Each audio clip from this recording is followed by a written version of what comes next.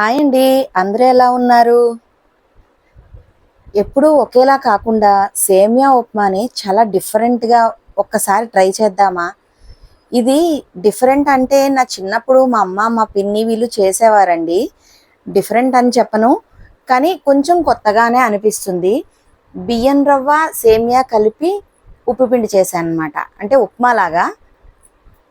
దీనికోసం ఒక కప్పుడు సేమియా తీసుకున్నాను. నేను ఫ్రైడ్ సేమియా తీసుకున్నానండి. గోధుమ పిండిదే తీసుకున్నాను. కాబట్టి వేయించే పని లేదు. దానికి ఇంకో కప్పు బియ్యం రవ్వ నేను ఇంట్లోనే ప్రిపేర్ చేసుకున్న బియ్యం రవ్వ తీసుకున్నానండి. కడిగి వాడేసి సన్నగా మిక్సీ పట్టుకున్న బియ్యం రవ్వ తీసుకున్నాను. ఒక పావు కప్పు పెసరపప్పు తీసుకున్నాను.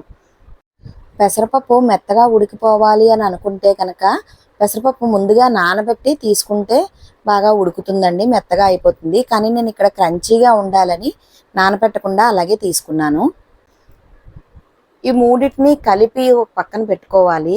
బాగా కలిపేసి ఇప్పుడు ఒక మూకుడులో నూనె వేసి ఆవాలు, జీలకర్ర, మినప్పప్పు, పచ్చిశనగపప్పు, పలుకులు పోపు వేయించుకొని అందులోనే సన్నగా తరుక్కున్న అల్లం ముక్కలు, పచ్చిమిర్చి ముక్కలు, కరివేపాకు వేసి దోరగా వేయించుకోవాలండి.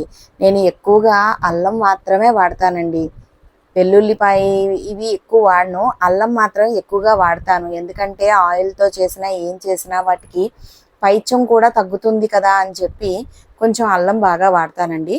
ఇవి వేగిన తర్వాత సన్నగా తరిగిన ఉల్లిపాయ ముక్కలు వేసుకుని కొంచెం వేయించాలి. ఉల్లిపాయ ముక్కలు వేగిన తర్వాత అందులోనే టమాటా ముక్కలు కూడా వేసి చక్కగా కలుపుకోవాలండి. టమాటా ముక్కలు కూడా వేగితే చాలా బాగుంటుంది. ఈ ఉప్మా పెసరట్లోకి కూడా బాగుంటుందండి. ఉప్మా పెసరట్టు చేసుకుంటాం కదా, అలా కూడా చేసుకోవచ్చు. కొంచెం వాటర్ ఎక్కువ వేసుకొని చేసుకోవచ్చు. చాలా బాగుంటుందండి. నేను రెగ్యులర్గా కాకుండా అప్పుడప్పుడు కొంచెం, ఎందుకంటే పిల్లలకి రైస్లోకి లంచ్ బాక్సుల్లోకి వాటిల్లో కూడా పెట్టాలనుకున్నప్పుడు ఎప్పుడైనా ఫ్రైడేస్ టైము అలాంటి టైంలో పిల్లలు ఇవాళ ఏదైనా టిఫిన్ లాగా పెట్టమ్మా, లంచ్ రైస్ అది పెట్టొద్దు అని అడుగుతూ ఉంటారు సరదాగా. ఫ్రెండ్స్ అందరూ తెచ్చుకుంటారని. అలాంటప్పుడు కూడా ఇలా కొన్ని కొన్ని ఐటమ్స్ ప్రిపేర్ చేసి పెడతానండి. వాళ్ళకి ఇష్టంగా తింటారు కూడా. పెసరపప్పు, వరి నూక వేయడం వల్ల మనకు కూడా పిల్లలు అన్నం తిన్న ఫీలింగ్ అనిపిస్తుందండి. ఇప్పుడు నేను ఇందాక తీసుకున్న సేమియాకి, బియ్యం రవ్వకి 1కి 2 చొప్పున, అంటే పెసరపప్పు కూడా కలిపి 1కి 2 చొప్పున 5 గ్లాసులు నీళ్లు తీసుకున్నానండి. అంటే బియ్యం రవ్వకి, సేమియాకి 1కి 2 చొప్పున, పెసరపప్పుకి 1కి 2 చొప్పున, ఆ లెక్కలో 5 గ్లాసులు నీళ్లు తీసుకున్నాను. తీసుకొని ఆ నీటిలో సరిపడా ఉప్పు వేసి బాగా మరగనిచ్చి, మరిగిన తర్వాత ఈ 3 కలిపి పెట్టుకున్నాం కదా, పెసరపప్పు, సేమియా, బియ్యం రవ్వ 3 కలిపి పెట్టుకున్నాం కదా, వాటిని ఉండలు కట్టకుండా కలుపుతూ వేసుకొని ఇలా ఒకసారి కలుపుకొని మూత పెట్టుకోవాలండి.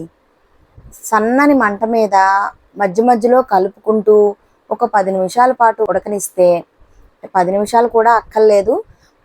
సన్నంగా రవ్వ పట్టుకున్నాను కాబట్టి, ఇంట్లో సన్నగా రవ్వ పట్టుకున్నాను కాబట్టి ఎర్లీగానే ఉడికిపోతుంది.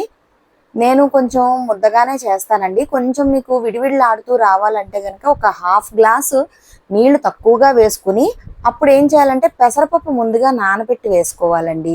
అలా అయితే కనుక కొంచెం విడివిడిలాడుతూ వస్తుంది.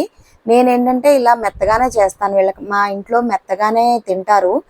ఇలా విడివిడిలాడుతూ కన్నా ఇలా మెత్తగా ఉంటేనే తింటారు. నేను పెసరట్లోకి ఎక్కువ చేస్తానండి. పెసరట్టు ఉప్మాలాగా కూడా ఇది ఎక్కువగా చేస్తాను. అందుకని అలా తింటారు. ఇది చూడండి బాగా ఉడికిపోయిన తర్వాత దీంట్లో కొంచెం నెయ్యి వేసుకుని మూత పెట్టి ఉమ్మగిల్లనివ్వాలి. తర్వాత తీసుకొని మనం సర్వింగ్ బౌల్లోకి తీసుకోవడమే. అంతే అండి. ఎంతో టేస్టీగా చాలా డిఫరెంట్గా ఉంటుందండి. ఒక్కసారి ట్రై చేయండి మీరు కూడా. మా పిన్ని, మా అమ్మ వీళ్ళందరూ కూడా రెగ్యులర్గా చేసేవాళ్ళండి. చాలా డిఫరెంట్గా కావాలి అని ఎవరైనా, మనం చిన్నప్పుడు కూడా మనం అడిగేవాళ్ళం కదా. అందుకోసం వంటిల్లే ఒక ప్రయోగశాలని అమ్మ, పిన్ని వీళ్ళందరూ చేసినవే మనం ఇప్పుడు కొత్త కొత్తగా మళ్ళీ ఇంట్రడ్యూస్ చేసుకుంటున్నాం.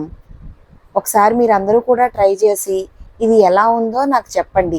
ఈ రకంగా ఎవరు చేసుకుంటారో కూడా నాకు కామెంట్ సెక్షన్లో తెలియజేయండి. Thank you.